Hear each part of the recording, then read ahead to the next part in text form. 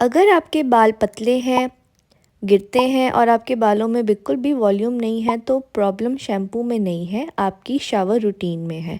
ये 5 स्टेप्स अगर शावर से पहले आपने अडॉप्ट कर लिए तो बाल आपके 70% तक गिरना बंद हो सकते हैं।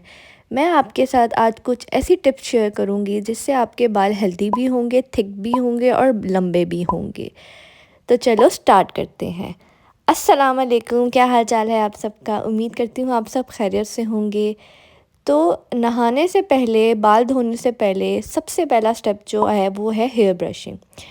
मेरे पहले हर शावर से ना ऐसा होता था कि मेरे लिए ना ये एक नाइटमेयर होता था, क्योंकि मैं जब भी शैम्पू लगाती थी ना तो मेरे बाल इतने ज़्यादा उलझते थे, इतने ज़्यादा उलझते थे कि जब भी मैंने शैम्पू करना, पूरा जो बेसन है ना उनमें बाल ही बाल होते थे। तो मुझे इतना ज़्यादा होता था कि मेरे बाल क्यों गिर रहे हैं, शैम्पू में मसला है या क्या, मैं ऐसा क्या कर रही हूँ, मेरी डाइट भी ठीक है लेकिन मेरे बाल जो है बहुत गिर रहे हैं। तो फिर मुझे बहुत टाइम के बाद, रिसर्च के बाद पता चला कि ड्राई ब्रशिंग जो है ना शावर से पहले, वो एक गेम चेंजर है। तो आपने जो है ड्राई ब्रशिंग करनी है। मतलब ड्राई ब्रशिंग से मुराद ये है कि आपने कोई भी एक ब्रश लेना है, जैसे कि आप वुडन ब्रश ले लो तो ज़्यादा बेहतर है। वुडन ब्रश नहीं है तो जो वाइट टूथ कॉम्ब होती है ना, आप वो ले लो। आपने वो लेनी है, उससे आपकी स्कैल्प की जो ब्लड सर्कुलेशन होती है वो भी इम्प्रूव होती है और आपके बाल टैंगल नहीं होते। तो शैम्पू के टाइम जो है ना फिर वो ब्रेकेज नहीं होगा। क्या होता है कि हमारे बाल पहले ही इतने उलझे होते हैं, जब उस पे हम शैम्पू कर लेते हैं तो वो टूटना शुरू हो जाते हैं। तो मैं भी पहले बिना ब्रश किए ही शैम्पू करती थी, और जब भी शैम्पू करती थी बाल मेरे या तो चिपक जाते थे या अड़ जाते थे और हेयर फॉल होता था बहुत ज़्यादा ना। अब मैं अब मैं पहले एंड से ब्रश करती हूँ, फिर रूट से, और ट्रस्ट मी मेरे कोम में पहले जैसे टूटे हुए बाल नहीं आते। उसके बाद आपने यूज़ करना है, जो कि सेकंड स्टेप है, वो है डर्मा रोलर। डर्मा रोलर के बारे में शायद आपको पहले भी पता ही होगा, लेकिन मैं फिर भी आपको बता दूं कि जब मुझे पहले बाल हेयर थिनिंग का इशू हुआ था, मैं सिर्फ ऑयल्स और शैम्पू पे फोकस किया करती थी, बट कोई फ़र्क नहीं पड़ता था। फिर एक दिन यूट्यूब पे एक मैंने वीडियो देखी कि आपने किस तरह से स्कैल्प को एक्टिवेट करना है, न्यूट्रिएंट अब्जॉर्ब करवाने हैं। तब मैंने डर्मा रोलर यूज़ करना शुरू किया था।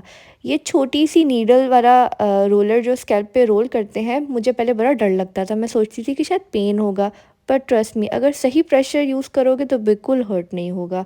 हाँ, हल्का सा आपको चुभता है, आपको सर भारी फील होगा, लेकिन पेन आपको बिल्कुल भी नहीं होगा।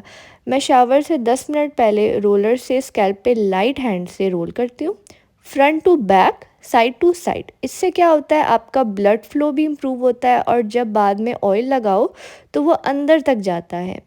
मेरे टेम्पल्स पे जो बाल ऑलमोस्ट गायब हो रहे थे, वहाँ नए बाल जो है ना, बेबी हेयर्स, वो भी आना शुरू हो गए हैं। थोड़ा टाइम लगता है, ऐसा नहीं कि फ़ौरन से आएंगे, थोड़ा टाइम लगेगा। मतलब मुझे आफ्टर 2 मंथ्स इसका रिज़ल्ट देखने को मिला था। तो आपने स्टेप 1 में सबसे पहले अपने बाल अच्छी तरीके से ब्रश कर लिए, ठीक है। उसके बाद आपने यूज़ करना है डर्मा रोलर। डर्मा रोलर के बाद हम जो यूज़ करेंगे वो है हमारा स्टेप नंबर 3, जो कि है ऑयलिंग, मगर सही तरीके से। मेरे घर में तो हमेशा ऑयलिंग जो है ना वो एक ट्रेडिशन रहा है। वो ऐड आता था ना कि माँ हमेशा कहती है शैम्पू से पहले ऑयल लगाना ज़रूरी है। लेकिन जब मैंने ऑयलिंग शुरू की तो गलती ये करती थी कि ऑयल डायरेक्टली स्कैल्प पे चिपका देती थी। रिज़ल्ट क्या होता था, ऑयली स्कैल्प, डैंड्रफ और एक्नी। अब मैं जो है वो ऑयलिंग बहुत स्मार्टली करती हूँ। शावर से या तो आपने 2 घंटे पहले, ओवरनाइट भी कर सकते हो, कोई इशू नहीं है, लेकिन अगर टाइम नहीं है तो आप 2 घंटे पहले तो लाजमी करो। स्पेशली जो ये वाला ऑयल है ना, ये मैंने खुद बनाया हुआ है और बहुत जल्द इसकी रेसिपी मैं आपके साथ शेयर करूँगी। अगर आप इंटरेस्टेड हो तो मुझे कमेंट ज़रूर करना, ताकि मैं आपके साथ इसकी रेसिपी शेयर करूँ। ये ऑयल, इसमें इतने ज़्यादा अच्छे इंग्रेडिएंट्स हैं ना कि मैं कहती हूँ आपको मज़ा आ जाएगा ये ऑयल यूज़ करके। अच्छा, तो हम कहाँ पे थे? तो अब ये है कि जब भी मैं ऑयल करती हूँ तो उसको थोड़ा सा गर्म कर लिया मैंने, ठीक है, और उसको फिंगर टिप से स्कैल्प में लगाती हूँ, मसाज करती हूँ और बालों के एंड पर थोड़ा लगाती हूँ। मतलब ज़्यादा नहीं लगाना, थोड़ा लगाना है, ताकि आपके बाल ड्राई ना हो और बालों का जो टेक्सचर होता है ना वो विजिबली स्मूथ हो जाता है। जो फ्लाईवेज होते हैं वो भी टेम हो जाते हैं ऑयलिंग जो है ऑब्वियसली एक नेचुरल शाइन देती है, और जब शैम्पू करती हूँ तो स्कैल्प ज़्यादा क्लीन होता है। अगर आप इसके बगैर अगर शैम्पू करोगे तो इतना ज़्यादा ना आपका क्लीन नहीं होगा। और ऑयलिंग बहुत ज़्यादा ज़रूरी है, आपने ऑयलिंग जो है वो स्किप नहीं करनी। जैसे हमारे फेस को हाइड्रेशन की ज़रूरत होती है, हमारे हेयर्स को भी हाइड्रेशन की ज़रूरत होती है।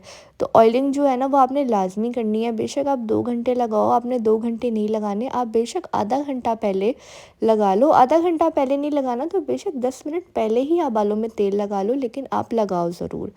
क्योंकि हेयर ऑयल जो होता है ना वो मैं कहती हूँ कि आपकी बालों की गेम कहाँ से कहाँ पहुँचा सकता है और आपको पता भी नहीं है। लेकिन बस ये है कि सही हेयर ऑयल जो है वो आपने इस्तेमाल करना है, तो ही जो है वो आपको अच्छा रिज़ल्ट मिलेगा।